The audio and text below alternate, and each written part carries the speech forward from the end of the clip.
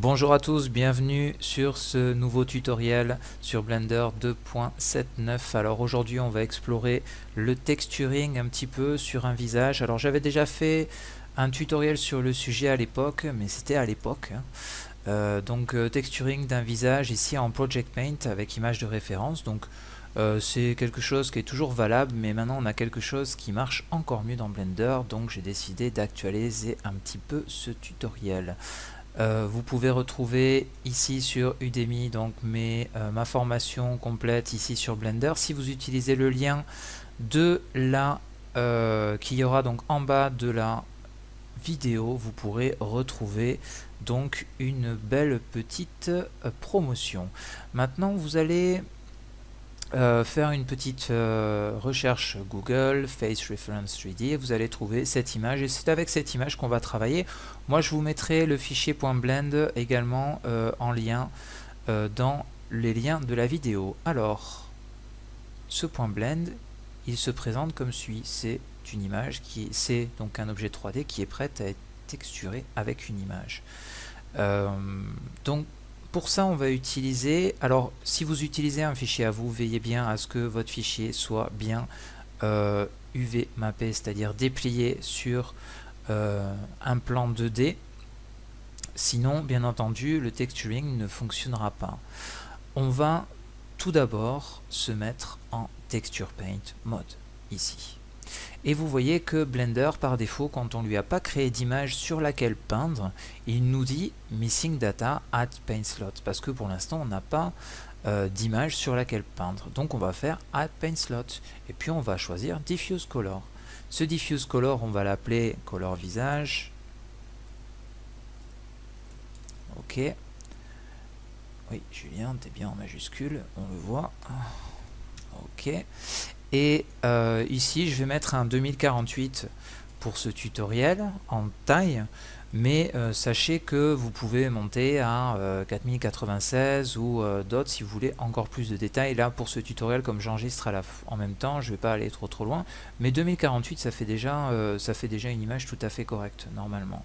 Et puis, on choisit la couleur de fond, même si ça nous intéresse que moyennement. Ici on peut choisir la couleur de fond, donc tant qu'à faire autant prendre quelque chose un petit peu type peau, et puis on fait OK. Hop là. Et puis donc on se retrouve avec notre image sur laquelle, donc avec nos outils qui sont disponibles ici par défaut dans Blender, on va pouvoir peindre. Voilà, ici je peins avec une force de 0,7 donc sur mon visage de ce côté là. Très bien. Donc maintenant ce que j'aimerais donc c'est utiliser la texture que je voyais tout à l'heure, donc qui va être utilisable donc pour peindre directement en projection sur mon objet. Pour ça, on a un mode, alors qui est apparu il y a déjà pas mal de versions dans Blender, mais qui marche très bien pour ce genre d'opération, c'est le mode stencil. Alors comment on fait pour gérer ce mode stencil? Déjà, la première des choses qu'on va faire, on va aller chercher le dossier dans lequel il y a l'image, et puis on va glisser l'image ici. De cette manière là on aura notre image qui est disponible dans Blender quelque part. Voilà. Donc là pour l'instant on va rester sur Color Visage, et puis on sait qu'elle est là quelque part, et on va l'utiliser maintenant pour créer une nouvelle texture. Cette texture ici, on va faire une nouvelle texture. Ok, cette texture on va l'appeler Visage. Très bien. Et cette texture visage, si je l'ai bien renommée ici, je vais pouvoir la retrouver brush visage ici facilement. Cette texture visage maintenant, juste en cliquant ici, je vais pouvoir retrouver mon 3D Character Example. Donc par défaut, ce que j'ai quand je crée une texture dans Blender, ici dans mon Texture Paint, et que j'ai mon image qui est disponible là, ce que Blender fait, c'est qu'il me donne ma texture, et puis il la répète en tiled. Voilà, directement. Or pour nous, pas vraiment d'intérêt. Vous voyez que quand je peins là, il y a des modifications qui se font là également. Donc pour nous, pas vraiment d'intérêt. Ici, ce qui nous intéresse, ce serait de l'avoir d'une autre manière. Donc on a le brush mapping ici, et on va pouvoir aller chercher l'option stencil. L'option stencil, vous pouvez voir que par défaut, on a donc une image qui est par transparence à moitié donc en transparence sur notre image. Et tout se gère avec le clic droit. Donc pour bouger mon image, clic droit. Pour faire une rotation sur mon image, CTRL clic droit. Et pour faire un scale sur mon image, Shift clic droit. D'accord? Alt clic droit ne fait rien. Bon, ben voilà, c'était juste pour vérifier. Si je veux remettre tout par défaut, je fais un Reset Transform et mon image revient par défaut au coin en bas à gauche de mon interface. Puis je peux choisir également de dire, et là on voit parce que pour l'instant Blender par défaut nous met une image en forme carrée, on peut faire Image Aspect et on retrouve donc notre aspect originel de l'image, notre ratio. On va ouvrir un petit peu cette partie-là pour se concentrer principalement sur notre interface 3D. Et puis là, on va se mettre en vue de face, en orthonormé, donc touche 1 et touche 5 ici, et avec donc mon clic droit et mon Shift clic droit, je vais pouvoir commencer à placer mon image de manière à faire en sorte que les yeux ici, voilà, donc quelque chose de cet ordre-là, c'est pas trop mal. Peut-être éventuellement faire une légère rotation pour que les yeux soient au même niveau. Très légère. Voilà, donc là je fais du clic droit, du contrôle clic droit et du shift clic droit hein, pour gérer la taille, la rotation et la localisation de mon image. D'accord? Donc avec ça, essayez au mieux en vue de face déjà de caler quelque chose qui ressemble le plus possible à quelque chose de calé. Et ben c'est pas dur, une fois que vous avez quelque chose qui vous convient à peu près, hop, vous faites déjà un grand coup de pinceau pour voir un petit peu où on va. Et puis voir un petit peu ce qui se passe. Donc l'inconvénient c'est qu'on a toujours cette image dans l'interface, ça peut être un petit peu déroutant au départ. Moi ce que je fais d'habitude, je change d'outil carrément, et comme ça je peux apprécier le travail que je viens de faire. Donc on voit que c'est pas trop mal calé hein, au final sur notre personnage. Il y aurait juste peut-être la bouche éventuellement à retravailler un petit peu, mais autrement sur la vue de face on est pas mal, on n'est pas trop mal. Donc on va garder ça comme ça. Je vais me remettre en vue 1 et je vais rechoisir mon texture, donc l'outil qui a par défaut dans Blender. Je me remets dans la même vue que tout à l'heure. Et puis je vais me concentrer donc plus sur mes lèvres et je vais adapter mon image derrière avec clic droit, shift clic droit pour faire du zoom, hop, pour bien recaler tout ça sur le même axe ici. Voilà, donc ça c'est pas trop mal. Et ça va me permettre donc ici de peindre plus précisément ce que je veux sur mon personnage, d'accord? Éventuellement peut-être le rebaisser un peu. Voilà.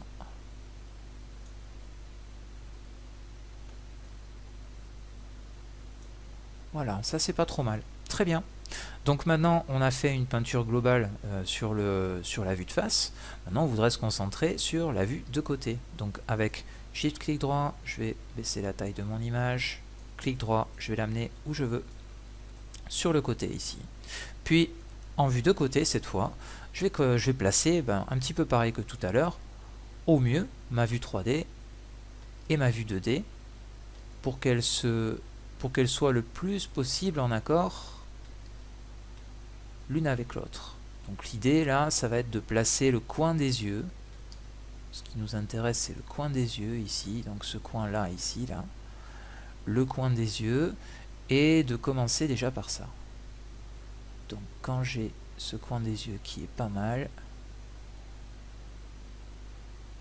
alors déjà on va l'apprécier en vue 3D tout seul. Est-ce que ce coin des yeux à ce niveau là, est-ce que j'ai besoin de peindre? A priori non, hein. Toute cette partie là ça a l'air d'aller. Je pourrais faire des petites retouches par la suite, mais a priori cette partie là ça a l'air d'aller. Donc je vais plutôt me caler ici sur les oreilles. Allons-y. Très bien, donc quand on a notre géométrie qui correspond à peu près à ce qu'on a derrière dans la vue 2D, on peut faire pareil que tout à l'heure, lancer un bon coup de pinceau sur l'ensemble, sauf que là, moi je voudrais que mon coup de pinceau traverse ma géométrie et qu'il peigne également l'autre côté. Pour ça, j'ai une petite option dans Blender qui me permet de décocher les 3 options d'occlude, là ici, et quand je vais donner un coup de pinceau à cet endroit-là maintenant, hop, donc voilà, je vais prendre tout. Quand je vais donner un coup de pinceau à cet endroit-là, et bien Blender va me faire donc le coup de pinceau également de l'autre côté. Et ça, c'est bien appréciable de pouvoir tout faire d'un coup comme ça. Alors, pareil, je me remets en vue de côté. Là, on voit ici qu'on peut faire des petites améliorations sur le haut des cheveux. Donc, on va pouvoir repeindre cette partie-là en reprenant la géométrie à l'intérieur. Voilà. De cette façon-là, on n'aura pas donc toute la géométrie blanche de ce côté-là. Donc on va regarder ça un petit peu plus près. Ici donc j'ai cette partie là avec les cheveux qui est arrivée pas trop au bon endroit, donc je vais essayer de faire quelque chose pour remédier à ça. Je peux gérer la taille de mon pinceau avec F et reprendre des coups de pinceau à certains endroits en fonction de ce que j'ai besoin. Donc on va dire que pour les oreilles, il faudrait peut-être que je me rapproche un petit peu du bord de l'oreille ici, donc je vais zoomer un petit peu, puis je vais zoomer également sur mon image pour bien voir ce que je suis en train de faire sur ma géométrie. Donc même chose, on va pouvoir caler comme ça, hop, un petit peu plus précisément en fonction de ce qu'on souhaite. Voilà. Très bien. Et puis sur le côté ça a l'air pas mal. Est-ce qu'on a d'autres parties à retoucher? Alors il y aura des retouches à faire de toute façon, bien entendu, on a des différences de ton, mais on va s'en occuper par la suite. Alors je vais recocher mon occlude, parce que là par contre à partir de maintenant je vais en avoir besoin, et puis je vais me remettre avec un outil ici, clone, pour pouvoir regarder un petit peu donc ce qui a été fait. Alors on voit déjà plusieurs petites choses, c'est que on a des grosses différences de ton à cet endroit-là. Alors, quand on a des différences de ton comme ça, on peut très bien les gérer directement dans Blender quand on est en train de peindre. C'est-à-dire que si je me mets en Text Draw, toujours avec mon image de fond ici activée, et que je veux refaire ce coup de pinceau ici, mais avec un ton un petit peu plus foncé, pour ça, je vais juste descendre ça légèrement vers le gris. Alors légèrement, parce que ça peut être un peu violent autrement. Voilà, là c'est trop violent. Voilà, on va se mettre très légèrement vers le gris.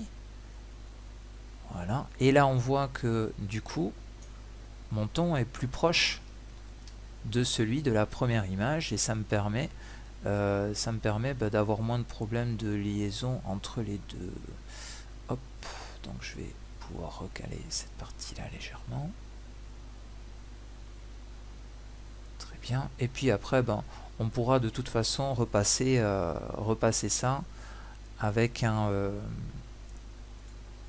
clone sans avoir trop de problèmes.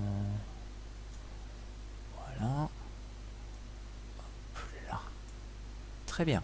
Donc maintenant, on va pouvoir gérer notre clone pour finaliser un petit peu toutes ces options là. Donc on voit là la différence entre ce que j'ai fait là et ce que j'ai fait là. Là ici c'est beaucoup plus marqué, surtout que ce côté du visage est plus ombré que ce côté là, donc sur la photo de référence de face. Donc évidemment on aura plus de difficultés là à faire la liaison, mais on va s'en occuper.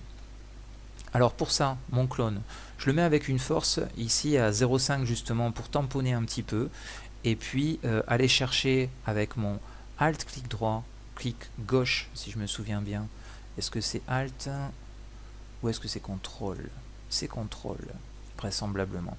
Donc je prends quelque chose un peu plus grand, une force pas trop forte non plus, et avec CTRL-clic je cherche mes informations et je les remets là où j'ai besoin de les remettre. Donc là plutôt cette partie là, voilà, et ça me permet donc de gérer mes transitions entre mes deux textures de manière souple un petit peu, parce que là on avait quelque chose d'un peu violent. Voilà, on va prendre un petit peu cette partie là, Voilà, donc l'idée c'est quand même d'essayer de garder un peu de détails et de pas trop tout flouter non plus, hein, bien évidemment. Mais on va pouvoir quand même atténuer les défauts si on en voit, voilà, de cette manière-là, juste en floutant comme ça un petit peu les parties qui nous paraissent disgracieuses. Même chose, cette boucle d'oreille, ben moi elle me paraît malvenue, disons. Donc je vais prendre pareil l'information que j'ai ici, CTRL-clic, et je vais pouvoir effacer donc cette partie là, voilà.